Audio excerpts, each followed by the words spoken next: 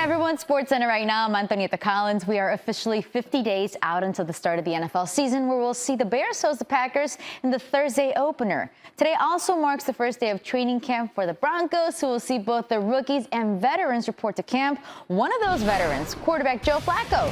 Denver acquired the 34-year-old this offseason in a trade after finishing a disappointing 6-10 behind Case Keenum. And even though Flacco has a Super Bowl ring, Field Yates is not sold on Denver's new QB. Derek Carr or Joe Flacco for your quarterback for next year, for 1 year. For 1 year. This year, man. Derek Carr or Joe Flacco. Who you taking, Field? I think I'd probably lean towards Derek Carr. Sure, because he's younger. You already know who Joe Flacco is. Just 1 year. But still, I can't say that I'm super thrilled with either option here. Correct. All right, whether it's Carr or Flacco, both of their respective teams are going to face an uphill climb this season. According to our own Football Power Index, the Broncos and the Raiders both have less than a 20% chance to make the playoffs, while the Chiefs have the best percent chance in the AFC West to win the division. For more, let's get you back to First Take. Alrighty, thank you so much. NFL analyst Louis Riddick now joining the debate, and we want to talk about the Raiders' upcoming season. We just heard Field Yates say he'd take Derek Carr over Flacco this season in the AFC West. Louis, what are your expectations for Oakland this year? Yeah, I expect Oakland to be one of those teams that's going to surprise a lot of people. Look, they did everything that they possibly could this past year to improve this football team, both along the offensive and defensive line and as far as the skill position players that they have, so they can be a more traditional power team when they need to, and they can be more explosive scoring points and stopping people from scoring points against them. Look, from a personnel perspective, I mean, Trent Brown signing him to the massive contract that they did to play right tackle for them is something that they needed to do. Drafting Josh Jacobs to play running back for them from Alabama is something that they need to do. They have that guy now. They have that guy they can control the ground game with.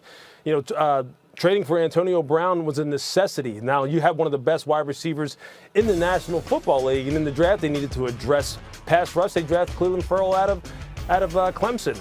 They drafted Max Crosby out of Eastern Michigan. So, I mean, they have two young guys that they can bring into the fold. They draft Trayvon Mullen at corner, so now they have some more speed in the back end. They draft Jonathan Abrams out of Mississippi State. I can go on and on and on. These are good young players. Now, it's up to John Gruden to go ahead and put this all together. There is no reason why I believe that Oakland can't be at least an 8-8, 9-7 type of football team, if not more. Worst to first turnarounds are something that happen all the time. They play in a tough division. I know and I believe it's Kansas City's division to lose without a doubt. I think Kansas City's going to be a Super Bowl contender, if not a Super Bowl participant for the AFC. But Oakland right now, look, there are a lot of expectations out there. It's not hope. People aren't hoping Oakland's going to be good. People expect them to be good, given some of the things that they've done that they're really not getting a lot of credit for.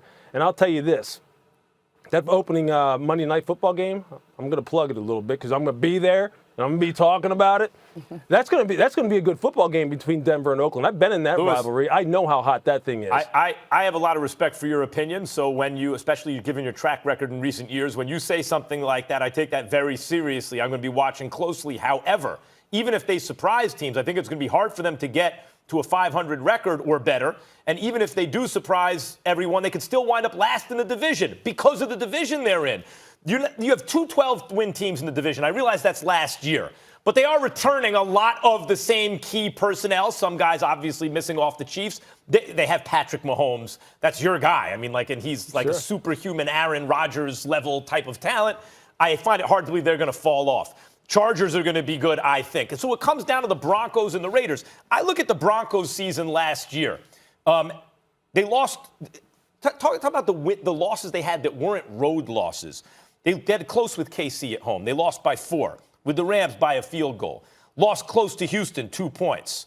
Lost to the Browns by a point.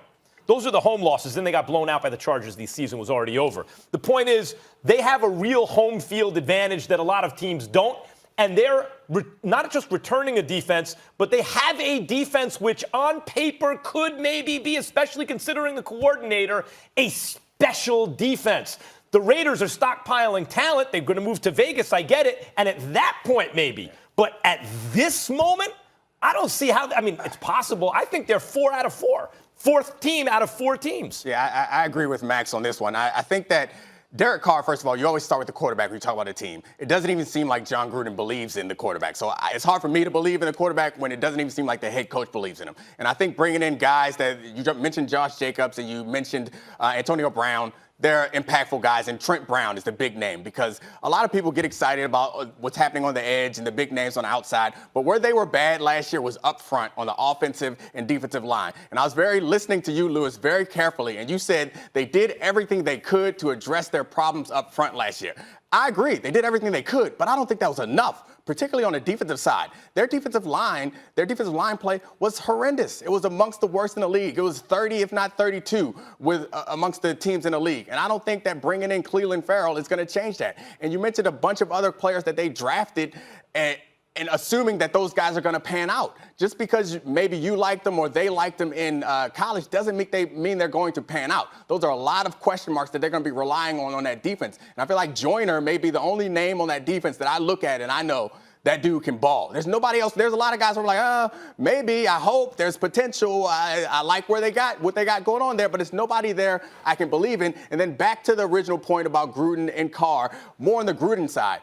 Gruden's a Super Bowl champion coach, and he managed to finesse the hell out of the situation and get this $100 million contract. But we haven't seen any evidence that he has modified his coaching style to be ready for the modern NFL. There's nothing that he's done in his seasons back with the Raiders that we can point to that people were saying, hey, what Gruden did here was incredibly innovative, so don't worry because Gruden's going to put all these players in a position to make plays. I don't believe it. And then you all put that against the backdrop of the thing that you guys both mentioned is they got to play Patrick Mahomes twice a year. They got to play Phillip Rivers twice a year. And they got to play in Denver at least once and play the Broncos again, which they might have they will have a slightly better quarterback situation. Well, look, as much as I like Vic Fangio, and I'm one of the biggest supporters of Vic, I thought he should have been a head coach a long time ago. Look, there's a lot of question marks in Denver as well, especially if you just want to start at their quarterback position. You mean to tell me right now anybody's going to sit there and ride with Joe Flacco and say, well, they got Joe Flacco, they're good to go? No, their offensive coordinator, his name is Rich Scangarullo. Has anybody heard of him? Anybody know him? Yeah, he was a quarterback coach last year for the San Francisco 49ers. A guy who's never called plays in the National Football League. He's never been charged with that kind of responsibility. So do we know what he's going to do with Joe Flacco? Do we know how he's going to develop the young quarterbacks that are behind Joe Flacco, naming their second-round pick? Do we know how that's going to go? No, we don't. Now, on the defensive side, they should be solid. I get that. And Denver has been a thorn in Oakland's side for years. They were a thorn in our side when I played there back in the late 90s. So I get that.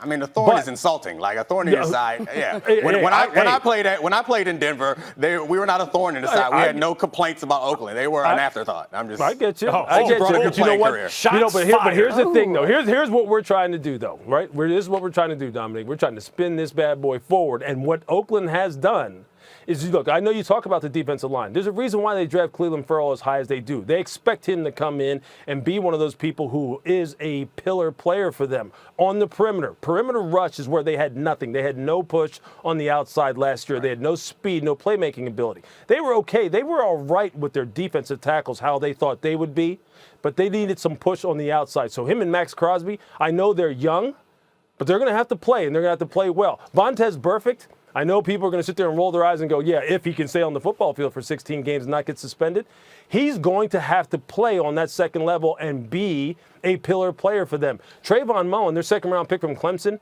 is a stud. Jonathan Abram from Mississippi State is a stud. And I'll tell you this. Now, I know these are all young, unproven players who people say, well, they haven't done anything in the NFL. You're right. There's been a lot of rookies who didn't do a lot of things in the NFL because they had never played in the NFL. But as rookies, all of a sudden during the season on shows like First Take and on SportsCenter and NFL Live, we're going, man, this guy's good. Man, this guy's catching us off guard. These kids are good players.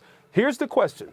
The question, though, is this. If people want to really put the spotlight on someone, it really is on John himself. It is on Paul Gunther, the defensive coordinator. Those are the people who have to deliver now because really the front office, in conjunction with the coaching staff, has delivered for this team as far as doing all they can in one season. They've delivered.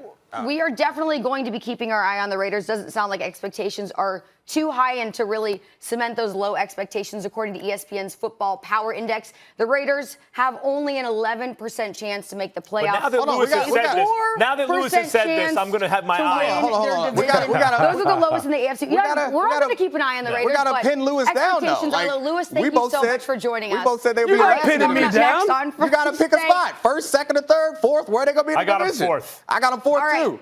Guys, it's They're time to go to break. third. We'll continue this during the break. Coming up next on First Take, the biggest athletes took the age challenge last night, and we took our own First Take age challenge.